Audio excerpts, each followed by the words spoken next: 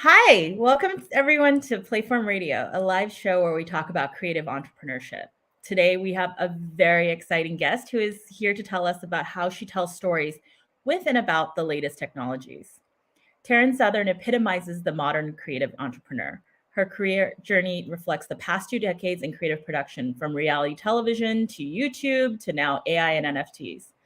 Taryn not only chases the story, but the latest technology as well. At the age of 17, she was a contestant on what was then the biggest platform, American Idol. In 2007, she found another platform as an early adopter of YouTube.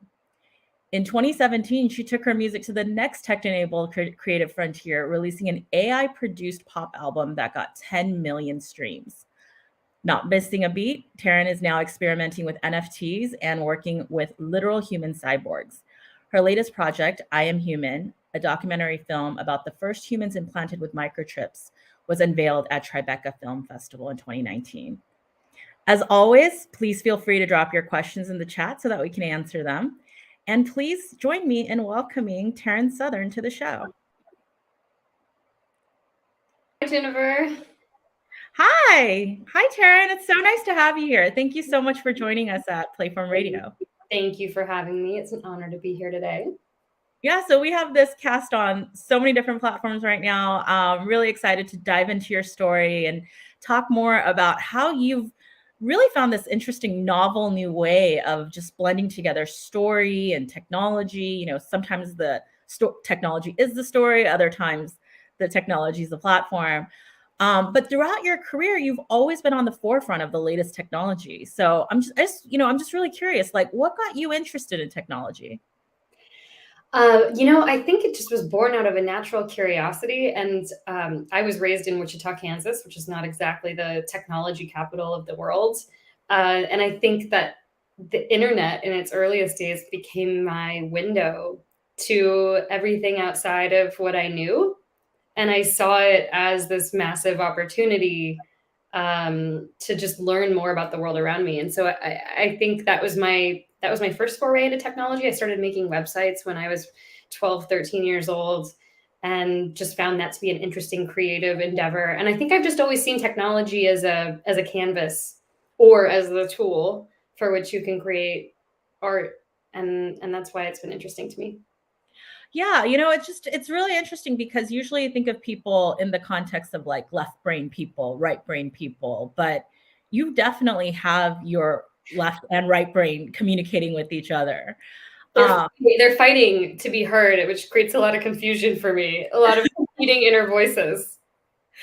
Yeah, and I think what's really interesting, is you got onto YouTube in 2007, right? Like first it was American Idol, which I would, just that time that was like the first platform where just like anyone could get on.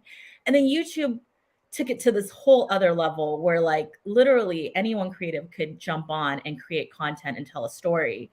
It was, we talked about this before. I was working on a thesis on online video back in 2007 myself.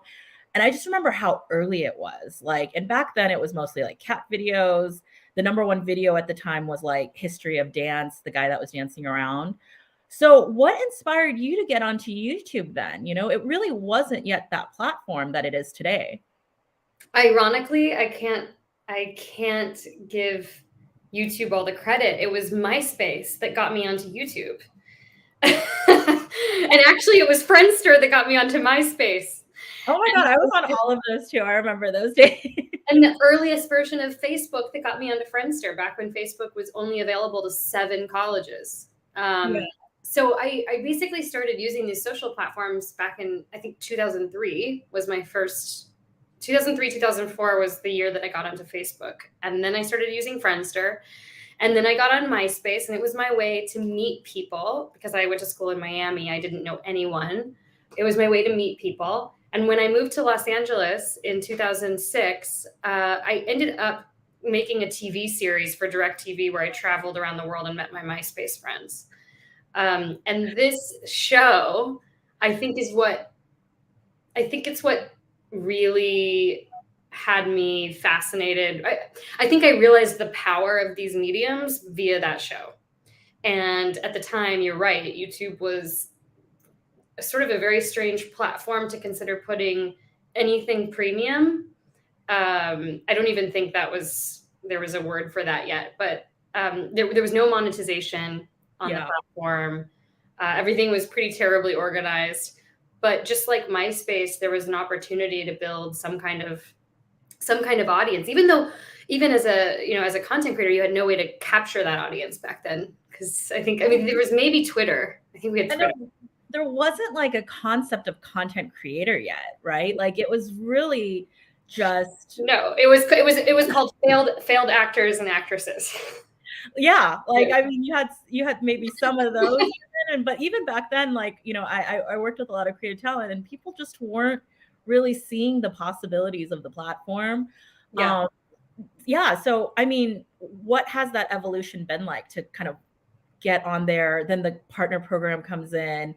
And then you start seeing this community start building on this platform. It was, I've been going to VidCon for years. It's incredible to see just what this platform has become. Yeah. Well, at the time, I was actually an aspiring actress who couldn't get an agent, like so many in Los Angeles who are struggling to find auditions. And so I think after the project with the MySpace show, I realized that YouTube could maybe be a platform for me to share my ideas, to be quote unquote seen by someone, even if it was just my mom and not a casting director. And so I started making comedy content. And the first video I made was a music video, like a satirical music video for the 2007 primary election. And it ended up going viral. And I got offered a job with Fox News, of all places, offered me a job as a correspondent as a result of that video, and ended up going on a couple of political shows on MSNBC. And it was just wild. I'm like, I have nothing smart to say about politics, but this video was seen by enough people to get me these opportunities. And I think that just fed my enthusiasm early on. I remember my agents. You probably represented a generation, though, right? Like that's probably why they wanted you on the show, because you're really talking about a whole new generation that was YouTube native almost, and you're being able to communicate to that audience. It was just such a unique thing back then. That is true, but a lot of people, as you said, didn't understand it. I had TV hosting agents that I didn't, like I said, I was trying to work as an actor, and no one wanted to see me for auditions, but I did work as a host at that time. And my hosting agents were like, "What are you doing? Get this stuff off of YouTube. This is going to kill what little career you have right now. Stop now while you're still ahead." It was still such a foreign place. But over the years, I saw other content. I mean, LA became the mecca for YouTubers. There was like an early YouTube conference that was held, I think in 2008, 2009 in Los Angeles, in a crappy little conference room at the bottom of a bad hotel in Century City. You could feel the excitement and the energy in the room for everyone who was there, who were, everyone from Philip DeFranco to iJustine. And you just knew like this was a space that was going to grow. And I found it infinitely more exciting than scoring roles in traditional TV and film. And I ended up working in traditional TV and film for 5 years, just to bulldoze my way in the best I could. And while I was making YouTube videos, I realized how much happier I was making my own content. And so ultimately just put all my eggs in that basket. Yeah. And, just what you described right now, I remember those days here in LA as well. I used to go to all these like online video meetups, and, like Tube Filter had a meetup back then. They were like one of the early ones to start doing this. They were. And it was, that's actually been the really interesting thing about the NFT art movement that you're seeing today. It just reminds me exactly of what happened with the YouTube creators back in 2007, 2008. Except a lot more money on the table. Yeah, well, the money showed up a lot earlier this time around. Then with YouTube, the money came a lot later. And we'll definitely see what happens with the money. This has been a very difficult week for the crypto markets. But at the same time, we kind of know that's what has been happening with the crypto markets this whole time. So I feel like it's going to rebound. It's kind of inevitable. It's just a very different space. But then moving on, so you were like, all right, reality television, check. Then YouTube, check. And then in 2017, which I think timing wise is just so interesting, because that's when AI started really starting to happen. And so, I noticed that in 2017, you launched your first AI produced pop album. Once again, you're just kind of super early, you're at the forefront. What had got you interested in doing this project?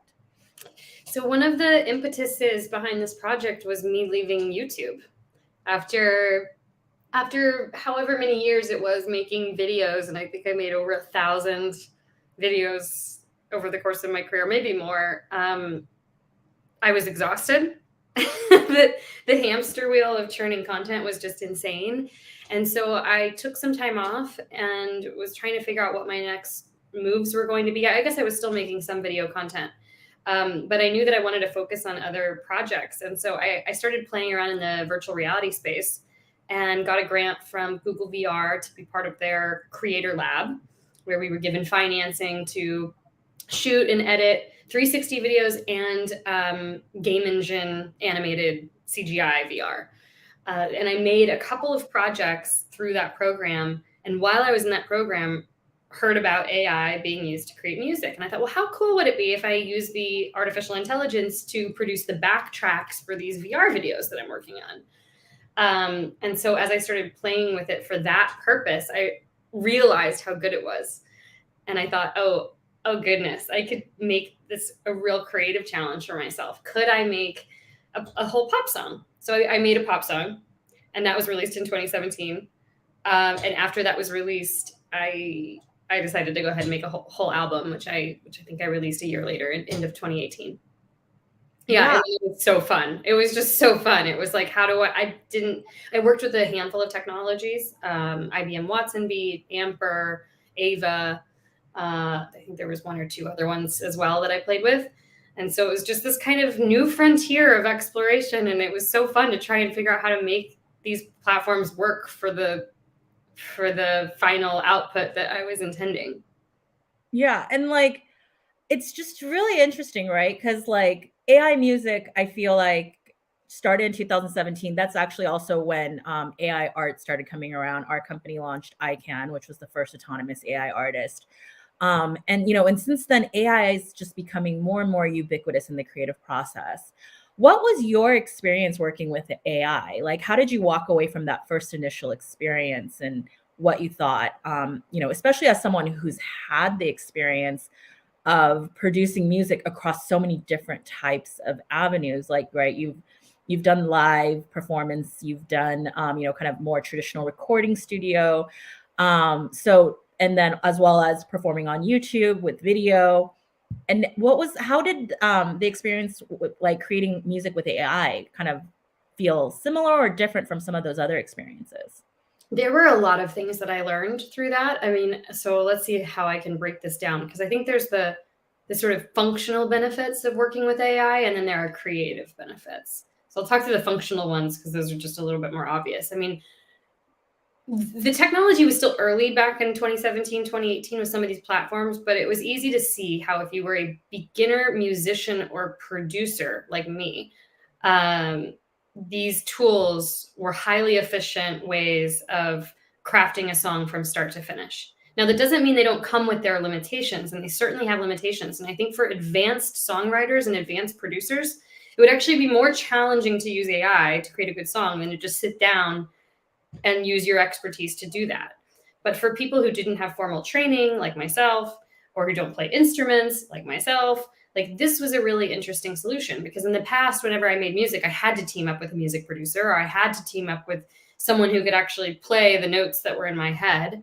And that collaborative process is awesome, but it also can be restrictive financially and in just finding the right partner, right?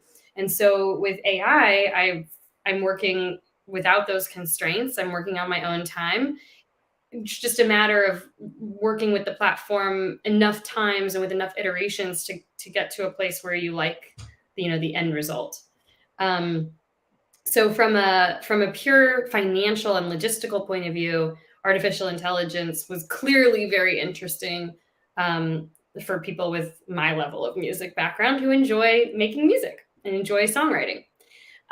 From a creative point of view, I think that the benefits were there were a number of benefits that I found surprising. One was that as someone who grew up on Spice Girls and Hanson and Britney Spears, we tend to write what we know, and we tend to write in terms of music. Like, people tend to write what their influences are, and I found it really fun to be able to collaborate very quickly with a wide variety of musical styles.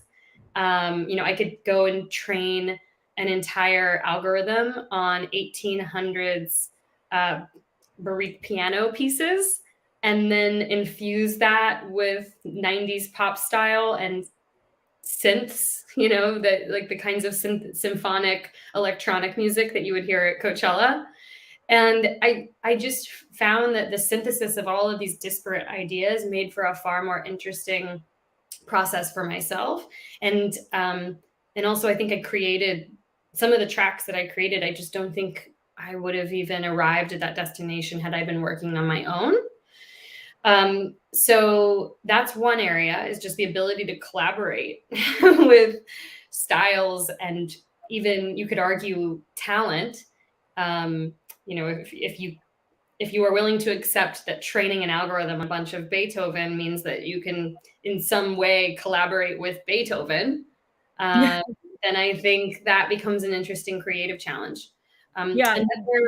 Another sort of creative benefit was just the amount of iterative control I could have in post-production, and the access to every sound and instrument that you can imagine, including creating new sounds. I used Google InSynth to create some new sounds for a couple of the tracks. I combined a cat with a harp, and you can get a sound from that. It's not necessarily a nice sound, but it's just really fun to have.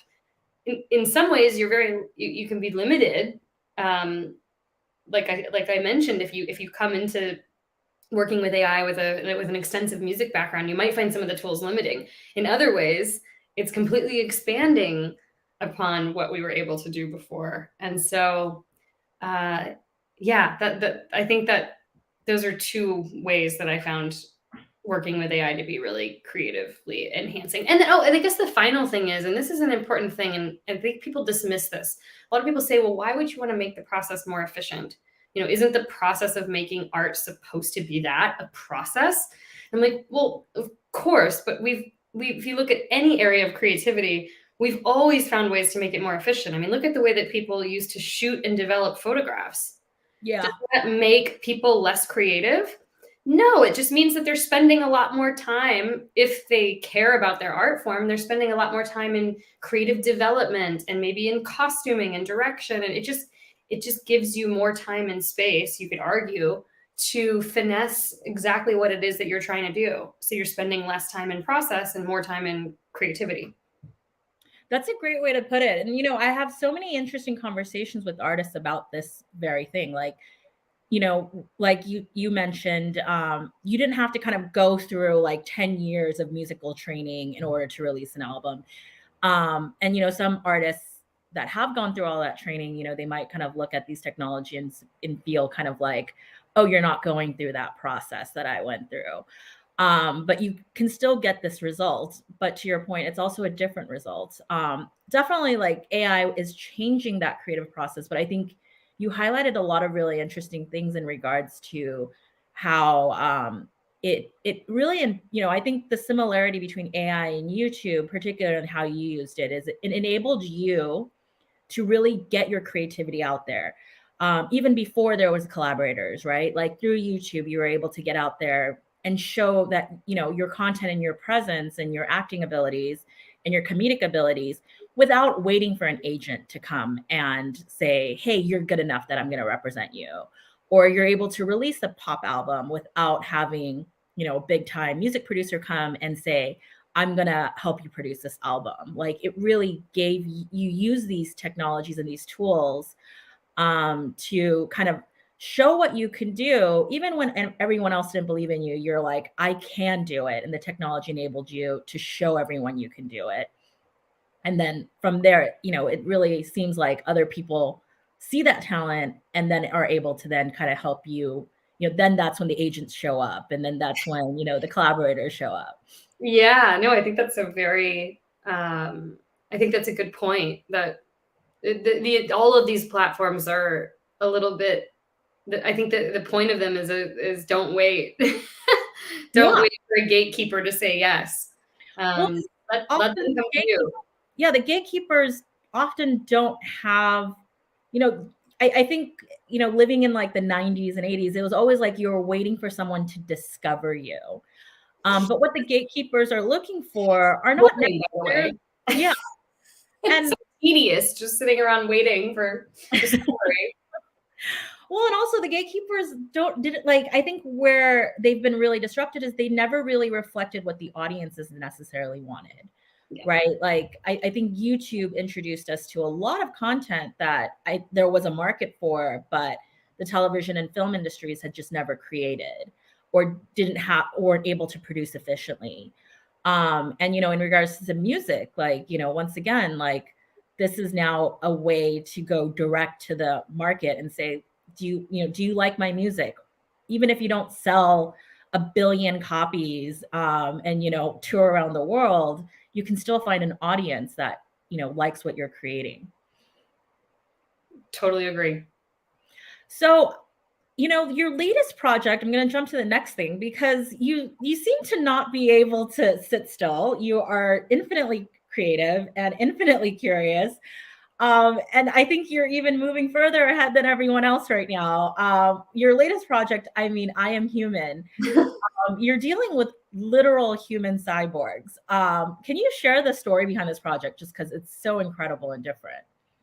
Yes. So in 2017, I started developing a feature-length documentary on the future of the human brain.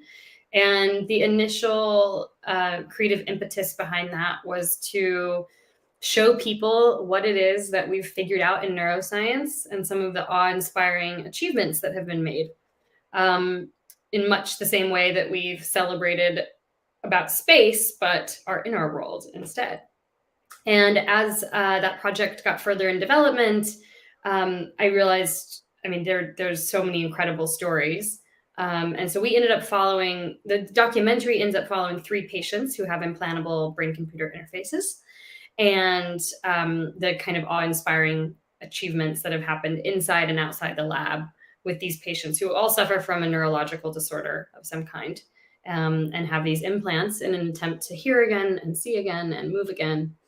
And so you'll have to watch the movie to see what happens, but it's a feature-length documentary. We finished it. I ended up co-directing the film and producing the film with one of my lovely co-workers, Elena Gabby, and it's now out on Apple TV and Amazon. And now it's been 2 years since we finished that film, which is just crazy because COVID just distorts everything in time and space. But I'm now actually working with one of the companies that we profiled in the film. No, we didn't even profile the company in the film, but we worked with the company while filming the movie, BlackRock Neurotech. And they make pretty much all of the implantable brain-computer interfaces that you see in most patients around the world globally. So I'm now a creative director at that company and get to tell these stories, every single day of what we're doing and the future of implantable brain devices. It's really exciting. I think this is an inflection point in our history. So will I have a computer in my brain one day? It's possible. I think as far as our company goes and what we're focused on, we are focused on restoring function to those who need it and those who lost function. And there's a lot of people to service in that space. There are so many trials being done right now on ALS patients, on epileptic patients, on treatment-resistant depression and anxiety patients. We already know that you can use these interfaces to restore movement to people with paralysis, to restore sight to people with blindness. It's just a matter of getting this out to the broader public and educating people and educating insurance companies. And, we've been in clinical trials for a long time now, so we have a lot of data, but this is still very early and there aren't a whole lot of companies in the space. And so I think it's going to take some time for this to trickle out. And eventually the public is going to have to face people and companies that maybe are producing brain-computer interfaces for other reasons other than solving neurological disorders. But I think we're a little bit of a ways out from that. But is it safe? Yes. It's been shown to be safe. Does it work? Yes, depending on what you're trying to do. Will this technology get better? 100%. But I'm guessing it's very expensive right now, right? Like that's probably the barrier, unless you really, really need it. The only people who currently have a brain-computer interface, and there are, just to kind of do a very quick education on brain interfaces, there are neuro devices. Like for instance, a lot of Parkinson's patients have what they call a DBS device, which stimulates the brain in areas where their brain activity is no longer functioning. There's over 100,000 people with this device implanted in their brain. So that's a lot. Whereas a brain-computer interface is a bidirectional device that can read data and also stimulate. And those devices are only in dozens of people. We're not talking about hundreds, we're not talking about thousands, only a few dozen people have a brain-computer interface. And all of those patients were funded by grants from the government, from NIH. They're part of university clinical trials. It's just early days for them. But yes, it is very expensive. And until we are able to sort out how these things get distributed and how insurance companies reimburse, that's a tricky part of the equation. That's incredible, though. It just makes me really feel like I can look forward to like the next 50 years. Like 100%. I mean, as we get older too, neurological disorders and diseases just become naturally more prevalent. And I mean, I don't think anyone likes the idea of getting older and facing a neurological disease. I mean, we don't really like the idea of facing any kind of disease, but there's something about losing function in our brain that's very, very frightening. And so this is at the moment, this is kind of our best hope for a lot as a solution for a lot of these ailments. Well, I look forward to the like VR metaverse, like in, virtual show that you're going to be creating when you're 90 with your brain implant. So into it. I can't wait. Like, I'm sure it's going to be happening. So I definitely need to check out I Am Human, and I can't wait for the show that comes in 50 years when, you're kind of sharing through your interface. I'm sure we'll get there. Throughout all of this, I think the really interesting thing about your background and the connectivity through everything you've done has been really that you've been in the front seat in this journey of human machine collaboration. How will this change our stories? What's the direction that this collaboration is going? Such a good question. Broad, yeah. I think we all kind of know, but I don't know that everyone is excited about it. The reality is that we are becoming more and more intertwined with our machines, whether we like it or not. I mean, you just look at the average time people spend on their phones, and it is very much an extension of our body. I fell off a train actually once, and before I even checked if I had broken bones, I was like, did my phone break? Of course. No, it's true. I mean, what would we do without these devices? And not just that, but other devices too. I mean, I cannot go anywhere without my Oura Ring to track my sleep and my steps. I don't feel like a full person until I've looked at the data.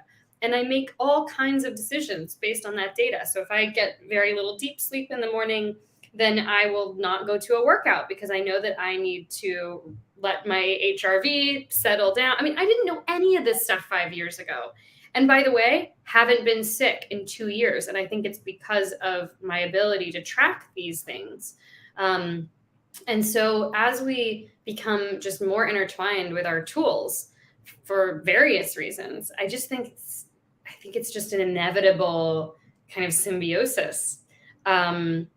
And everyone gets to decide, I guess, how much they want to play in the human machine collaboration space. But even when I was doing AI music a couple of years ago, and I did create some AI art for the albums and for the music videos. So there's some, you can see some of the generative art that I did back then, and there weren't very many platforms that were doing that. It was kind of I felt like it felt like subversive a bit to be doing that. And I definitely got some flack from people in various art communities and music communities. I think that's changed. I think there's just an awareness and an openness now to using these tools in new ways to fuel new types of art, and a recognition that it might be changing the traditional process a bit, but it's opening up new avenues, like NFTs, for instance, being one of those things. Like, who would have guessed that this explosion would happen over the past year? You can't, but it would be, I mean, I think AI and I think some of these other tools and obviously blockchain have contributed to this kind of new, what would you even call NFT? I mean, it's not, I guess it's a new marketplace for art, but it's also affecting the art itself. It's actually, there's like there are new types of art being created as a result of the capabilities of this technology. Yeah. I mean, it's definitely changing how we think about art, what we define as art. And yeah, it's, you mentioned earlier, like, not everyone likes where we're going. And, you definitely see that resistance with NFTs. Definitely saw it with YouTube. People are like, that's not content. AI, people are deathly scared of AI. Although when you really break it down, I always realize they're thinking of the movies. They don't actually understand what AI is. I think, there is a lot of resistance. And I think, personally, I think it comes from a lot of fear. You mentioned that you've faced a lot of resistance. Like, what do you attribute that to? I think it's fear. I think we just, part of a common cognitive bias of any human is a preference towards the status quo, like not really wanting to adapt to change. It's why it's harder to give an older individual a brand new computer or phone. And it's not that they can't learn it. It's just we're less open or willing to learn new habits. This is from neuroscience books that I've read. This tends to be a trend. So I think it's human nature, whereas children and young adults are far more open to change, to learning new things. And so they're going to be way less fearful. And I saw this with my movie, actually. When I would talk to kids about brain-computer interfaces, they'd be like, oh, that's so cool. I want one. And I'd tell people my age about the film, and they'd be like, that's so interesting, but what about the ethics? And then I'd tell my parents, people in my parents' generation, and they'd be like, that's absolutely horrifying. Why would anyone put a computer in their brain? And then, and then you tell them about the neurological disease, and they're like, oh, I'm staring down the barrel of that in the next 10 years. Maybe I should watch this movie. But yeah, I think we just have a tendency to fear what we don't know and be more resistant to change as we get older. But you're really the opposite of that, right? Like, you're getting older, but you just keep going into more and more frontier tech. Thank you. And I have noticed in my own thinking more resistance than I would have had 15 years ago towards new things. Yeah. Like, it took me a while to understand.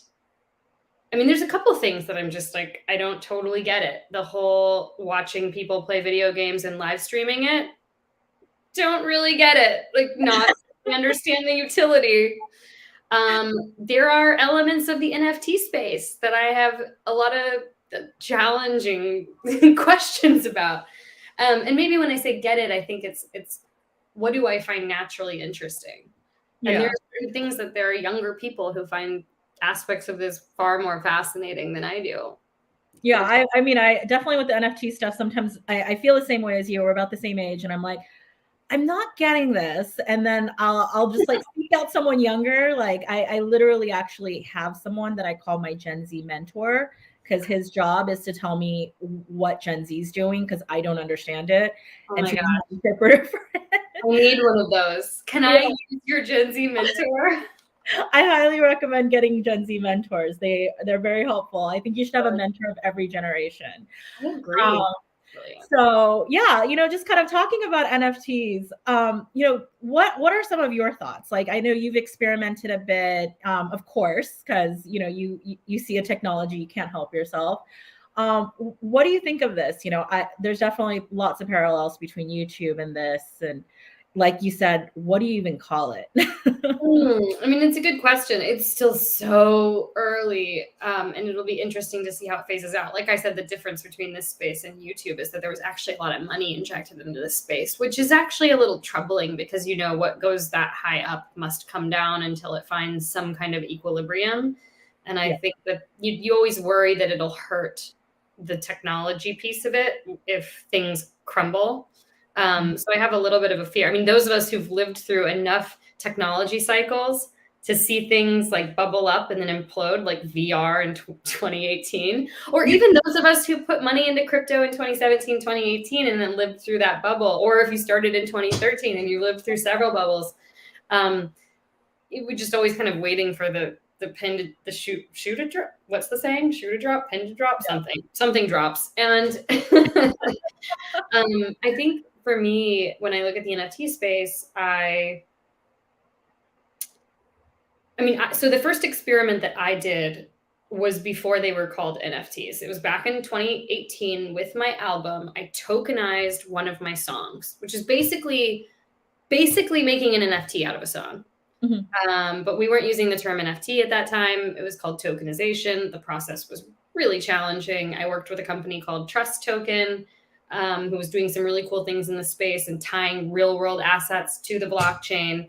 And we figured out, okay, how do we take song royalties and song rights, and worked with a music royalty company that had digitized that process and basically put my song on the blockchain. I had 350 people who all basically earned themselves a token of the song. And that token would go up in value as the song would stream or play anywhere. And it was like a fun experiment to see what happened. No money was made by anyone on this project. I mean, it was like, I think song royalties on that track were next to nothing. But it was an interesting experiment. And so, I mean, I had a lot of fun doing that. And in last year I guess is it last year when COVID hit? Yeah. Like, has it been 5 years? Has it been 1 year? I started actually playing around and making NFTs and uploading them on OpenSea just to see. I made a couple of silly things. But yeah, I'm just excited to see how it evolves. I've been too busy with my other projects to dive in as deeper as I would have liked, but now we're going to be working together. So that's definitely. Yeah. I mean, and it's really interesting. Even on NFTs, you were early, right? You're like before. I'm always too early to make the good money on anything that I do. It's really the summary of my career. Yeah, I would say you're like maybe too early to make money, but like early to be interesting, right? Like you have predicted each one almost. Like you jump in and you're kind of like, and I also love how there's a lot of people who might jump in early with money, right? Like they invest early or they might build early. But what I really love about your story is that you create early. In every platform, I feel like it's always been about creating on there. It's never been about like, oh, I'm going to invest money to make money, or I'm going to build technology just to build technology. But with that same mentality, you invest kind of your creativity into these platforms really early.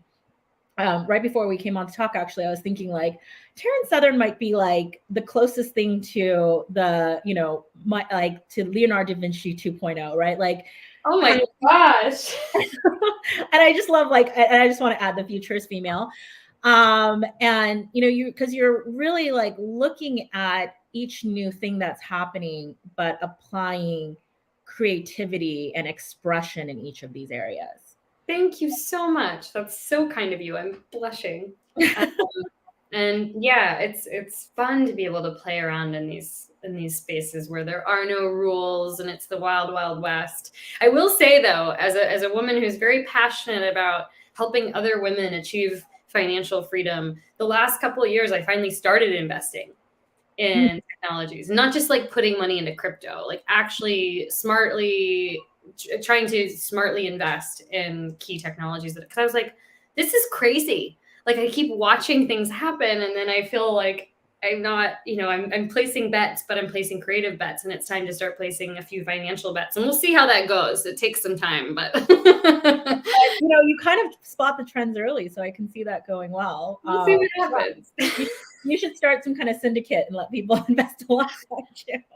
Yeah, I mean, right now I'm just doing angel investing because I do not want to be responsible for other people's money. But maybe at some point I've thought about, maybe 5-10 years down the line, starting a fund and getting women who want to put small amounts into innovative emerging technologies, because I do think it's the future, and I'd like to see more women be on cap tables and boards of companies. So yeah, it's a constant kind of evolution as well. It sounds like you're growing up. You're kind of I've adulted. Yeah, you're adulting, kind of that phase, but still continuing to chase the next thing, because you're already on, the brain interface stuff, which is down the line. Another thing I noticed about, another thread I see throughout your career is the role of social media. As you mentioned, you were an early adopter. You got on, back in 2003 when, I joined Facebook in 2004 thinking it was a college yearbook. That's what my my classmates told me. This is our yearbook, so I signed up for it then. And like just the thing about social media, though, it requires so much authenticity, and I've noticed particularly you're really great at it. I've noticed that like throughout everything you've done, you've really taken people through your journey. You've been very vulnerable. You've shared your story. I mean, recently you shared your cancer diagnosis and your cancer journey through your YouTube and Instagram as well. How did you think that like has evolved? What are, I think a lot of people are really scared to put themselves out this way. What's kind of your learnings from having been out there in the social space, and, some tips you would give to other people who are trying to really find their voice on these platforms? That's a good question. Oh man, I don't think it's for everyone. I don't think being on these platforms is something that everyone should do or should want to do. It obviously, for a lot of young people who are trying to get a leg up really in any industry at this point. Yeah. Having a presence on social media could be considered important, if not critical. That doesn't mean that I think it's the right avenue for everyone. And even for me, I don't post very frequently anymore. I used to have to do a fair amount because I was on YouTube, and I was dependent on that platform to make an income amongst many streams of income.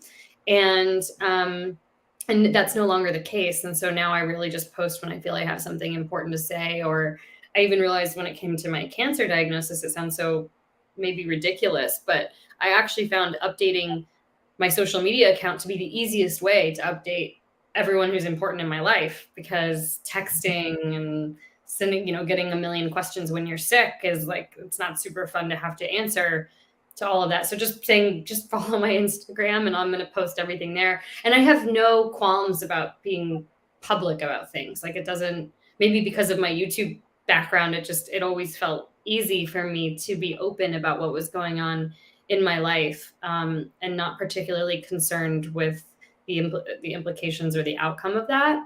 But I think I think that there's a tendency right now for people to feel like they need to post all the time and that they need to always have something interesting to say. And that's impossible. Like we're all normal humans. I don't have something interesting to say every day.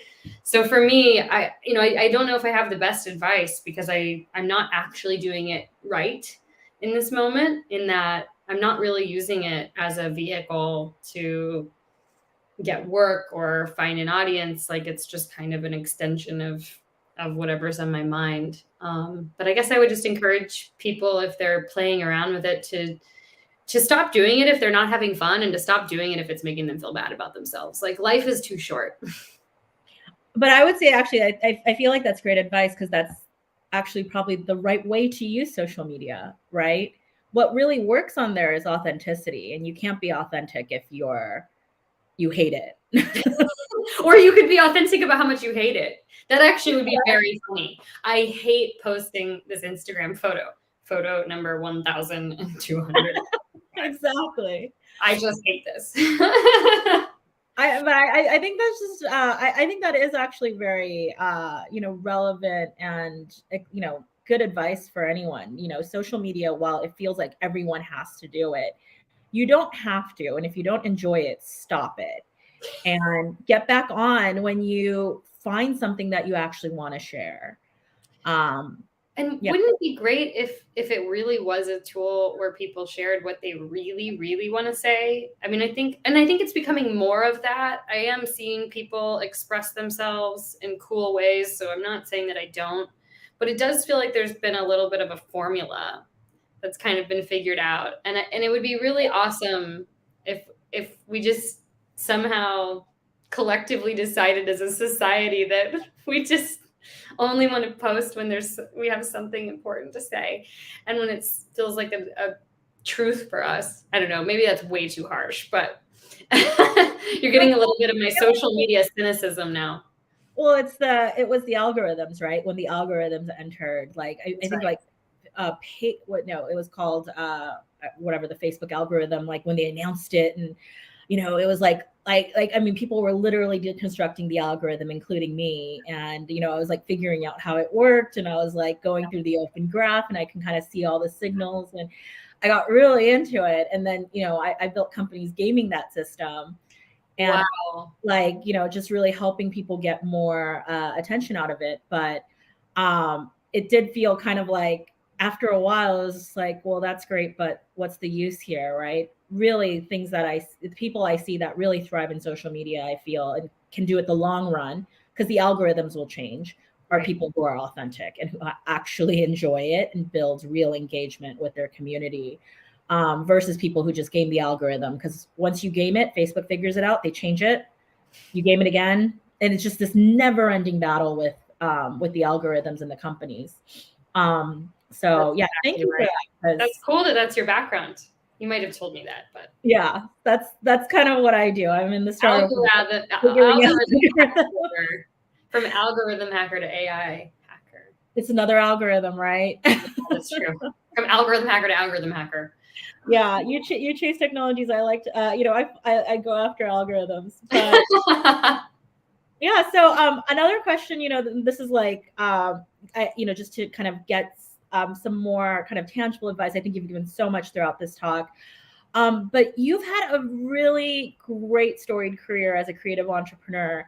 What is one thing you would share with others who are also pursuing this path?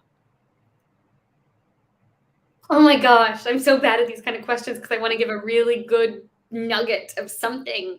And there's so many things, right? For entrepreneurs. Okay, I'm only going to share this piece of advice because it's top of mind, as I was recently talking about it in conversation with a friend. I think it's important to realize something when you're starting out your career, that you tend to be able to take on a lot more risk when you're younger. And creative entrepreneurship is a hard, exciting, but very challenging road. And I think the more you can take leaps when you're young and in school, or just exercise that muscle of taking leaps and being okay with failing and failing publicly, the better it's going to serve you, because you develop a kind of skin for it. And as you get older, I think it's just, I was talking about this with someone recently, that I find myself more risk averse. It's just harder for me to take leaps. Like, I'm more hesitant than I was. And I just recognize that, honestly, like the most brilliant creatives I know are boundless. They just, like, there's no such thing as a risk too big or too great, creatively, financially, professionally. And so just recognizing that you're going to have more energy for it when you're younger. Like, I just recommend, like, taking that into account in your thinking. You have nothing to lose when you're young, right? Like, you have nothing to lose. And once you have kids, or if that's a thing, or once once there's just more of life that you become responsible for, I do think it's harder. And we need creative entrepreneurs, and we need people out there who are going to be bold and express crazy ideas and be willing to, risk it all. And so this is more a statement, I guess, for the young people out there, but, like, I mean, it's really for everyone, but I think it's an important, I guess, truth. Maybe not objective truth, but frequent truth that I hear amongst other creative entrepreneurs. Take the risk. Get started early and frequently. Yeah, you got to flex those muscles, right? Risk taking is like another muscle, like anything else. It is. Yeah. All right. Last question before we end the show.